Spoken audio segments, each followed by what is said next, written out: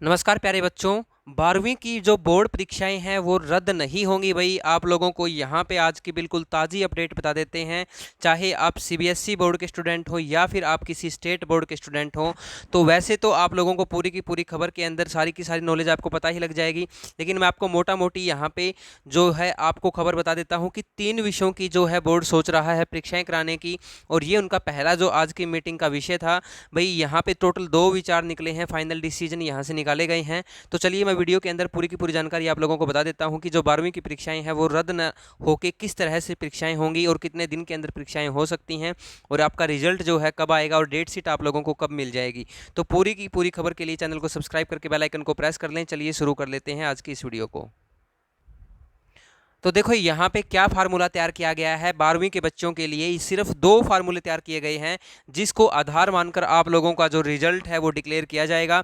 तो मैं आपको दोनों के दोनों फार्मूले बताऊंगा। सबसे पहले तो यहाँ पे जो लिखा गया है, ये कहा गया है भाई जो सीबीएसई की 12वीं की परीक्षा जो है वो 1 जून को तारीखों का ऐलान हो सकता है। यानी कि स्टेट बोर्ड जो है वो उसके ऊपर डिपेंड रहेगा कि वो परीक्षाएं लेगा या नहीं लेगा। लेकिन ज़्यादातर आप लोगों को बता दें, जो बोर्ड सीबीएसई करता है वही स्टेट बोर्ड भी करेंगे। ठीक है, तो सबसे पहले मैं आप लोगों को ये बता देता हूँ, सिर्फ 13 मिनट पहले की खबर है, ये नई दिल्ली से खबर आई है। मीटिंग के बाद का जो रिजल्ट है वो हम आप लोगों के साथ रूबरू जो भी आज इस वीडियो के माध्यम से होके आप लोगों को बता रहे हैं। तो देखो यहाँ पे सबसे पहला जो फार्मूला तैयार किया गया है वो तैयार किया गया है मेजर सब्जेक्ट की परीक्षा भाई। यानी कि जो आपके मेजर सब्जेक्ट हैं जैसे फिजिक्स, केमिस्ट्री, बायो है, मैथ है, आपके हिस्ट्री, पॉलिटी, ज्योग्राफी है, इस तरह के जो आपके मेन सब्जेक्ट हैं, मेजर सब्जेक्ट हैं, या तो उनका पेपर होगा और उसी के आधार पर बाकी जो माइनर सब्जेक्ट हैं उनके अकॉर्डिंग आपको नंबर मिल जाएंगे। लेकिन अगर ये फार्मूला कामयाब नहीं होता है तो दूसरा फार्मूला ये है कि जो सारे के सारे सब्जेक्ट हैं उनके एग्जाम लिए जाएं 90 मिनट के, और पेपर के अंदर क्वेश्चन सिर्फ शॉर्ट क्वेश्चन या ऑब्जेक्टिव क्वेश्चन हो।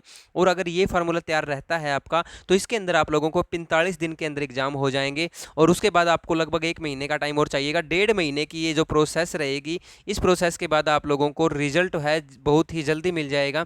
लेकिन आप लोगों के ये 2 फार्मूले पूरे के पूरे तैयार किए हैं। बाकी इसके अंदर और क्या क्या डिटेल है वो भी मैं आपको वीडियो के अंदर पूरा बताऊंगा। तो वीडियो को स्किप मत कीजिए, वीडियो को पूरा देखिए।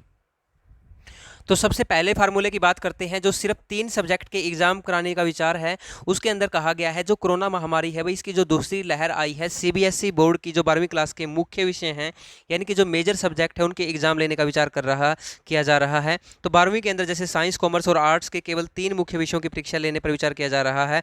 बाकी सब्जेक्ट्स को मुख्य विषयों पर मिले नंबर के आधार पर मार्किंग का फार्मूला भी बन सकता है। यह भी कहा गया है कि जो स्टूडेंट कोरोना की वजह से एग्जाम नहीं दे पाते हैं उन्हें एक और मौका मिलना चाहिए।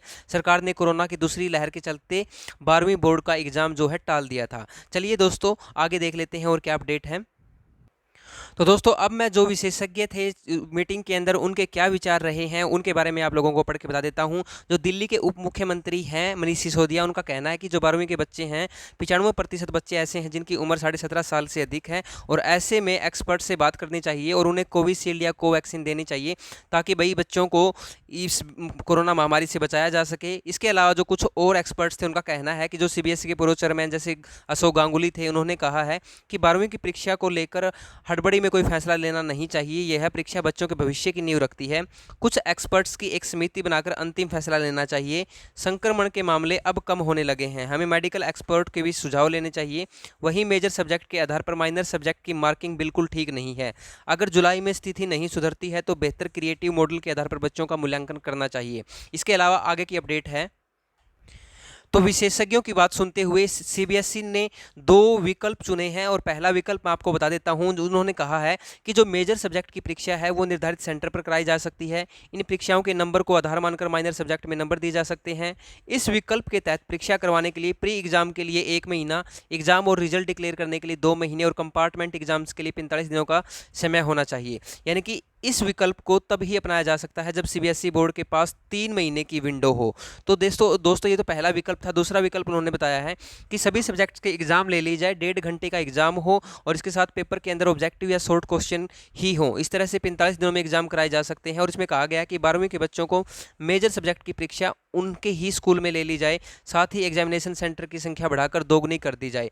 तो ये जो दूसरा विकल्प था ये सीबीएसई बोर्ड का कहना है। इसके अलावा आगे की अपडेट के लिए चैनल को सब्सक्राइब करके बेल आइकन को प्रेस कर लीजिए। दोस्तों पल पल की खबरों से आपको अपडेट करवाया जाएगा।